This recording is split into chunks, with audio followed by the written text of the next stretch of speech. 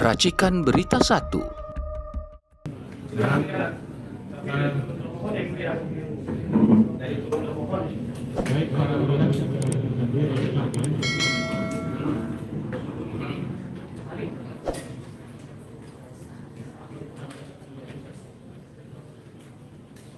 Yang tadi dari kejaksaan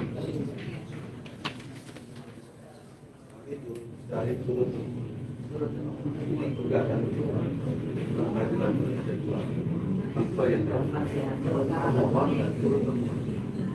termohon dari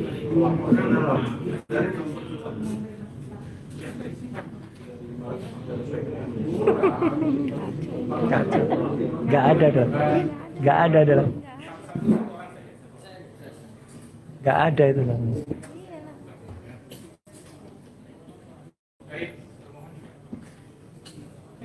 Apa?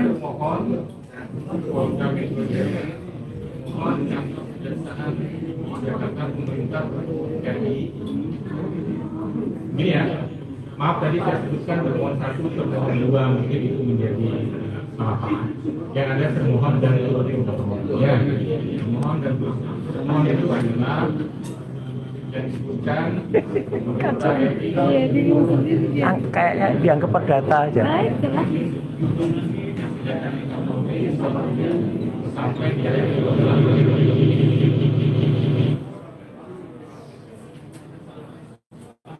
Ini Suhadi, penyidik ya. namanya Suhadi. Iya.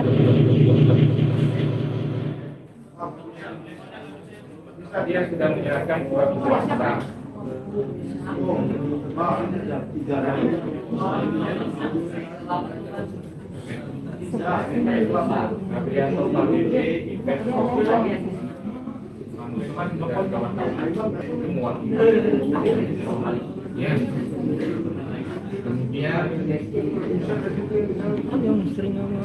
Nah ya itu C. Suhadi namanya. C. Suhadi. Iya, itu dari pengacara tim hitam putih, pengacaranya Termolo. Itu mau ngikut-ngikut padahal dalam aturan persidangan para peradilan itu nggak ada turut termohon. Kalau perdata ada turut termohon atau intervensi itu ada. Ini kan dia mau jadi tergugat intervensi, nggak bisa. Lapor Insinyur Joko Widodo untuk LP dan seterusnya. Dan kami sebut sebagai turut termohon adalah yang terkait yang disebut di sini sebagai lapor, lapor Insinyur Joko Widodo, Andi Kurniawan,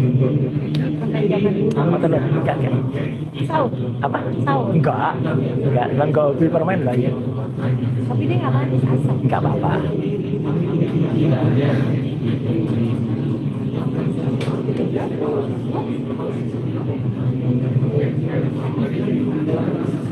Enggak ada gugatan intervensi.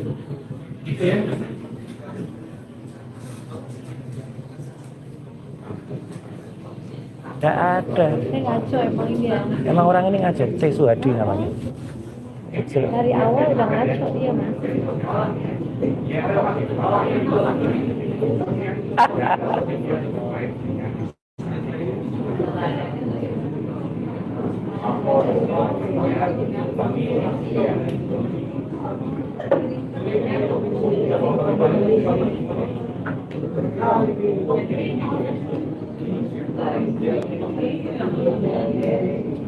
Jadi saudara silakan kalau ingin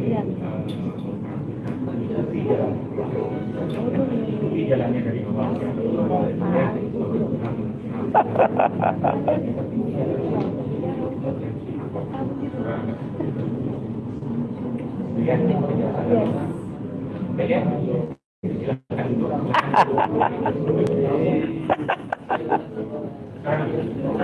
Malu bro. Soal itu sudah jelas ya? Ya jelas lah. Malu bro. Para pihak sudah hadir lengkap yang kami panggil. Kemudian petitum poin ke-7 halaman 30 yang menjadi menyatakan bahwa tindakan pencekalan dilakukan sudah selesai dan berakhir itu diabaikan saja. Petitum ke-8 memerintahkan pertemuan tidak membacakan surat dakwaan sebelum ada putusan itu ya. Ya, selebihnya silakan tanggapi. Baik, kita akan tunda persidangan untuk memberikan kesempatan kepada termohon dan turut termohon untuk mengajukan jawaban besok pagi pukul 9. Tolong hadir tepat waktu ya, karena tidak hanya sidang ini yang saya sidangkan, ada banyak sidang yang lain. Sehingga kalau ini terlambat, yang lain juga pasti akan jadi terlambat. Ada yang ingin disampaikan sebelum saya tutup? Cukup, sudah termohon untuk termohon cukup. Baik, sidang kami tunda ke hari Selasa tanggal 30 Juni. Kita jawaban dari termohon dan turut termohon. Sidang selesai kami. Terima kasih yang mulia. Terima kasih.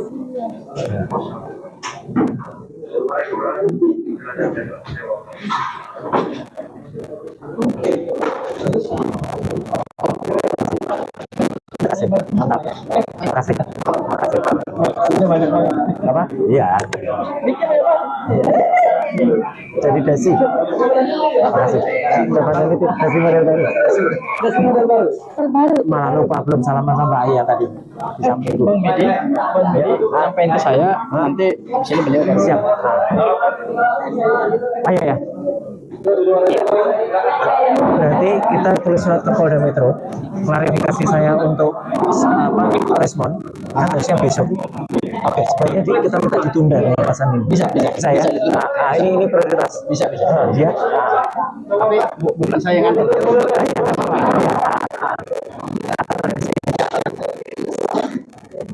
Iya.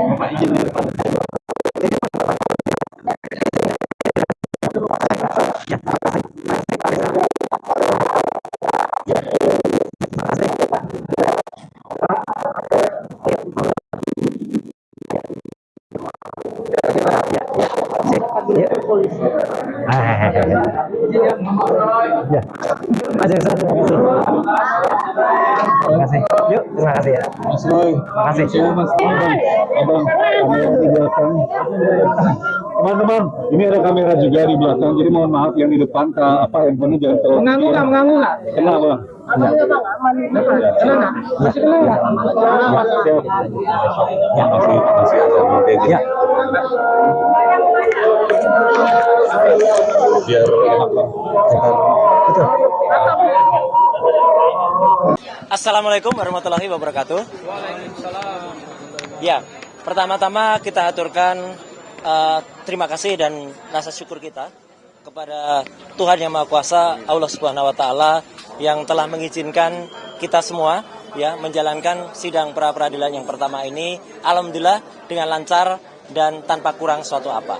Yang kedua, kita aturkan terima kasih kepada Pengadilan Negeri Jakarta Selatan yang dengan hakim tunggalnya tadi telah memulai persidangan dan dibantu dengan semua stafnya dengan baik dan insya Allah itu akan memudahkan semua proses kasus ini.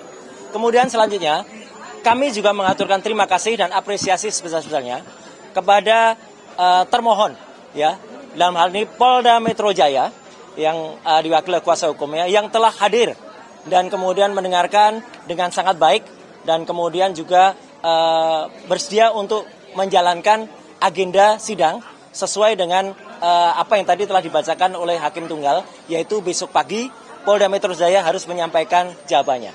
Kami juga mengaturkan terima kasih dan sebesar-besarnya ucapan kepada Kejaksaan Negeri Jakarta Selatan, tadi diwakili juga oleh Pak Eko, Ibu Putri, dan satu lagi saya kurang tahu siapa namanya, ya Pak Jaksa, yang juga telah hadir selaku turut termohon. Dan itu luar biasa, bagus sekali. Jadi termohon dan turut termohon hadir. Yang lucu, tadi ada di tengah-tengahnya, ada pihak yang tidak berkompeten, tiba-tiba maju ke depan, dan ingin selaku turut termohon juga. Ya, padahal dia itu katanya lawyer, ya katanya lawyer profesional, ya inisialnya CS. Ya, sering kita lihat dia di antara para termul. Ya, itu sungguh memalukan.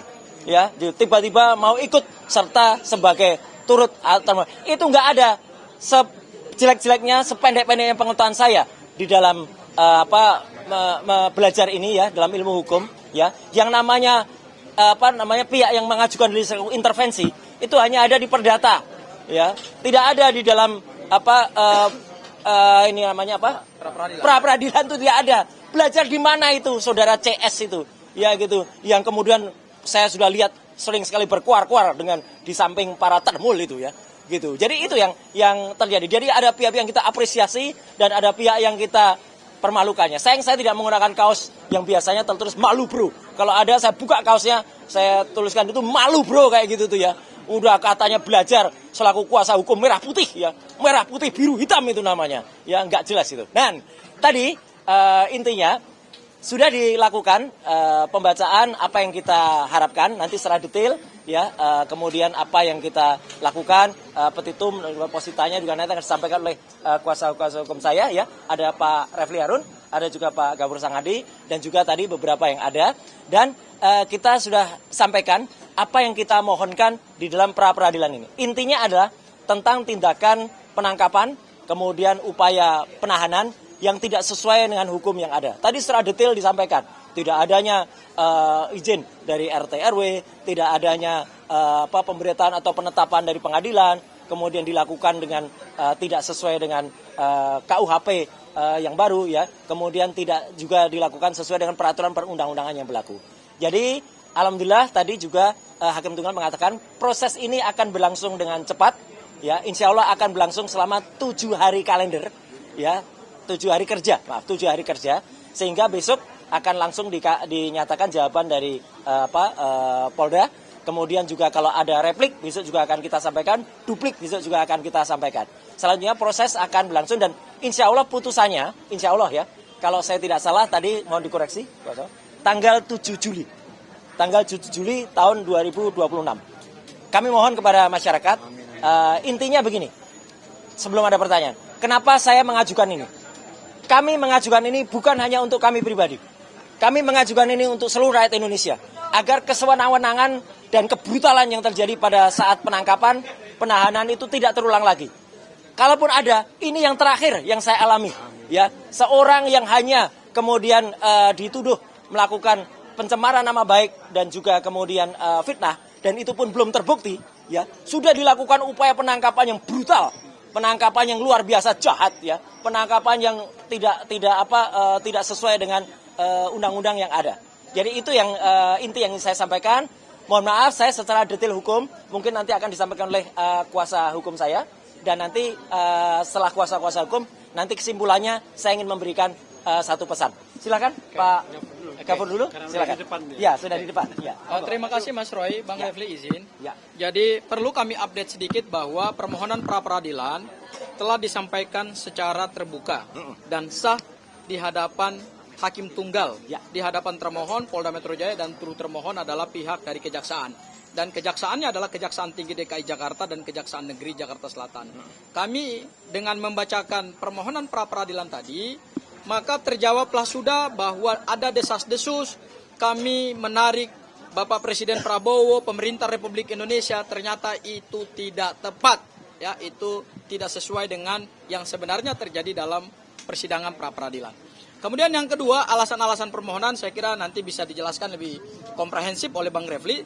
Tetapi yang pasti adalah hari ini kami menyampaikan apresiasi yang luar biasa kepada pihak Pengadilan Negeri Jakarta Selatan, kemudian juga termohon Polda Metro Jaya dan Kejaksaan, sehingga besok akan dilanjutkan dengan agenda penyampaian jawaban dari termohon. Ya, kalau turut termohon, saya kira tidak perlu dia menjawab. Ya, karena pokok perkara yang tadi diperiksa berdasarkan permohonan kami itu tidak berhubungan dengan kewenangan daripada Kejaksaan, sehingga nanti besok itu hanya dijawab oleh pihak Polda Metro Jaya. Kemudian besok juga begitu disampaikan jawaban, kami secara simultan akan langsung menyampaikan replik. Ya, jadi kami akan minta kepada hakim supaya sidang diskor dulu beberapa jam. Kami langsung akan menuliskan replik kami. Kemudian kalau Polda Metro Jaya mau menyampaikan duplik, ya kami tentu akan juga memberikan kesempatan kepada Polda Metro Jaya untuk menyampaikan duplik. Dan setelah itu, pada hari Rabu Mas Roy, itu langsung kita masuk di dalam proses pemeriksaan. Ya, pembuktian. Yaitu bukti-bukti dari kami, bukti apa saja tentu nanti hari Rabu akan kami sampaikan. Termasuk juga kami akan minta kepada pihak Pengadilan Negeri Jakarta Selatan untuk memberikan kami fasilitas berupa layar, sehingga video-video yang menggambarkan proses penangkapan, penahanan, terutama penangkapan di rumah kediamannya Mas Roy itu akhirnya nanti kami buka kepada publik. Sehingga silakan Anda nilai, ya. Dan yang terakhir, Mas Roy, tadi terkait dengan pencekalan ya. Memang pada saat kami mengajukan materi permohonan pertama kali, itu memang tidak masuk. Sehingga kami berharap tadi kami akan masukkan dalam renvoy atau perbaikan. Tetapi karena memang tidak boleh menambah posita dan petitum, begitulah hukum acaranya, ya memang kami menghargai apa yang menjadi sikap dari hakim pra-peradilan. Dan yang terakhir, kok ada, saya juga bingung ya, kok ada seseorang yang selama ini mengatasnamakan tim kuasa hukum Merah Putih, kok tiba-tiba nyelonong gitu loh untuk menjadi para pihak dalam perkara ini. Saya bingung juga nih. Ini belajar hukum acara pidananya di mana nih? Kalau pihak atau pihak lain masuk sebagai intervensi, itu hanya boleh diperkenankan dalam gugatan perdata. Nah, sementara ini perkaranya perkara pidana, tidak pernah ada pra-peradilan itu kemudian ada pihak lain yang tidak punya kepentingan kemudian masuk menjadi intervensi. Ya sudahlah, kita ketawa sajalah. Inilah bukti bahwa bukan hanya pemohon yang juga menegakkan hukum secara unprosedural, tetapi juga pendukung-pendukung dari kubu sebelah itu ternyata juga banyak yang melanggar hukum. Saya kira itu, silakan Bang Refli untuk melanjutkan. Oke. Maju. Silakan. Oke. Oke. Assalamualaikum warahmatullahi wabarakatuh. Waalaikumsalam warahmatullahi wabarakatuh. Kawan-kawan semua, terima kasih atas kehadirannya. Saya akan menambahkan dari apa yang sudah disampaikan Mas Roy dan Abdul Ghafur Sanghaji. Jadi pertama kami mengapresiasi Pengadilan Negeri Jakarta Selatan ini yang sudah berkenan membuka diri sehingga kawan-kawan semua bisa siaran langsung. Luar biasa. Ya, bisa siaran langsung, bisa live streaming. Kita berharap mudah-mudahan itu juga berlaku untuk sidang perkara pokok di Pengadilan Negeri Jakarta Timur. Karena kita mendengar belum diperbolehkan untuk live streaming atau untuk siaran langsung. Jadi dengan teman-teman kompak mengajukan surat misalnya, mudah-mudahan itu akan dibuka. Karena kami mendengar bahwa tidak boleh siaran langsung untuk perkara pokok yang akan dimulai kick off-nya untuk kasus Dr. Tifa itu tanggal 2 Juli 2026 pukul 9 pagi. Ya, itu satu pengumuman. Yang kedua adalah kawan-kawan semua, seperti yang didengarkan tadi, yang diajukan itu 3 hal saja, kurang lebih babonnya, yaitu penggeledahan, kemudian penangkapan, dan penahanan. Kami berargumentasi tadi, 3 hal tersebut melanggar undang-undang, terutama Undang-Undang Nomor 20 Tahun 2025 tentang Kitab Undang-Undang Hukum Acara Pidana. Penggeledahan kami menengarai tidak ada penetapan dari pengadilan negeri setempat tadi ya. Kemudian penangkapan kami menengarai bahwa alasan penangkapan dikaitkan dengan P21 atau sudah selesainya penyidikan itu tidak benar dan tidak sesuai menurut hukum. Karena menurut hukum yang ada itu harus dikaitkan dengan pemeriksaan tersangka dalam proses penyidikan atau Mas Roy mangkir 2 kali berturut-turut tidak dipanggil, tidak datang dan mangkir. Kemudian soal penahanan, kalau teman-teman tadi menyimak dengan sesama, pasal 100 ayat 5 Undang-Undang 20/2025 tentang KUHP itu menyebut 8 alasan dilakukannya penahanan, dan dari 8 alasan tersebut sudah dibantah semua. Tidak ada satupun yang bisa dikenai kepada Mas Roy, termasuk Dr. Tifa juga. Jadi apakah Mas Roy berupaya melarikan diri? Tidak. Apakah Mas Roy berupaya menghilangkan barang bukti? Barang bukti apa? Karena sudah selesai penyidikannya. Apakah mengulangi tindak pidana? Tindak pidana apa yang mau diulangi? Karena kita masih berdebat, apakah yang dilakukan oleh Mas Roy itu sebuah tindak pidana atau bukan? Apakah ini ranah kebebasan berpendapat? Apakah Mas Roy tidak memberikan keterangan yang sebenarnya ketika diperiksa? Tidak juga. Apakah Mas Roy menghalangi saksi? Tidak juga. Apakah Mas Roy merasa terancam dirinya sehingga dia kemudian perlu minta tahan? Enggak juga. Bahkan Mas Roy menikmati hidupnya. Kemana-mana dia. Kadang-kadang sendirian juga, walaupun kita sebagai lawyernya khawatir juga. Tetapi intinya adalah dari 3 hal tersebut, penggeledahan, penangkapan, penahanan, itu kekeliruan fatal dari penyidik Polda Metro Jaya, dan karenanya kami memintakan di ketiga tersebut dinyatakan batal demi hukum, dan kemudian tentu ada administrasi untuk pembatalannya. Mudah-mudahan apa yang kami sampaikan ini bisa dikabulkan oleh Hakim Tunggal Pra Peradilan Pengadilan Negeri Jakarta Selatan. Terima kasih. Wassalamualaikum Ada tambahan? Sebentar. Sebelum saya penutup, Bu Ayah ada? Ada? Ya. Jadi gini, ya. Saya terakhir saya ingin mengucapkan terima kasih. Tadi saya didampingi selain Pak Refli Harun oleh Pak Gabur Sangaji, Pak Ristan, Bu Soraya, dan juga Pak Yasena, dan juga beberapa yang lain yang tercatat tapi belum berkesempatan untuk kemudian tadi dampingi. Hal yang penting saya juga, karena ini update ya yang saya sampaikan perluannya tadi, besok itu rencananya saya akan diundang oleh Polda Metro Jaya untuk melakukan klarifikasi atas laporan saya terhadap dokter palsu ya, Rismon Hasiolan Sianipar ya, yang telah melakukan tuduhan saya terhadap barang-barang Kemenpora. Tapi karena kepentingan dari sidang pra peradilan yang sangat-sangat penting untuk saya hadir di sini besok, maka teman-teman saya sampaikan sekali surat sudah juga meluncur ke Polda Metro Jaya. Saya minta untuk pemeriksaan di Polda Metro Jaya karena itu toh saya yang mengajukan laporannya. Jadi nggak apa-apa, ya itu akan sekaligus menunggu juga dari Polda Metro Jaya juga memang sudah datang ke, katanya sudah datang ke kantor Kementerian Pemuda dan Olahraga dan sudah mendapatkan jawaban dari kantor Kemenpora bahwa urusan barang-barang itu sudah selesai. Jadi dulu tuh hanya ada kesalahan administratif pencatatan yang harusnya ke kementerian dicatatkan sebagai menteri. Dan itu sudah ada putusan juga dari Pengadilan Negeri Jakarta Selatan bahwa gugatan dari menteri sudah saya, Mas Imam Nahrawi, itu sudah dicabut, jadi sudah dibatalkan. Artinya saya sudah inkrah memenangkan perkara itu. Jadi tambahan saya cuma itu. Ya, jadi sekali lagi perkara ini masih cukup panjang. Jadi kalau tadi didengar ada kasus pencekalan yang kemudian itu ternyata tidak kita masukkan, nah itu nanti berarti ada konsekuensinya juga bagi kami. Untuk apa? Untuk melakukan tindakan yang lain. Teman-teman bisa mengira itu kira-kira apa. Jadi sekali lagi itu yang ingin saya sampaikan ke semua. Jadi sekali lagi memang yang namanya ilmu hukum itu pelik. Ilmu hukum itu susah. Saya juga cilik-cilik dari belajar hukum. Karena apa? Untuk membuktikan itu palsu atau tidak, itu juga panjang. Nah, gitu. Ya, gitu. Jadi ilmu itu memang panjang, ya, gitu. Kontroversinya akan panjang. Jadi pra peradilan ini termasuk untuk membuktikan kontroversi ini dan biarkan semua itu berjalan sesuai dengan jalurnya. Sekian, terima kasih.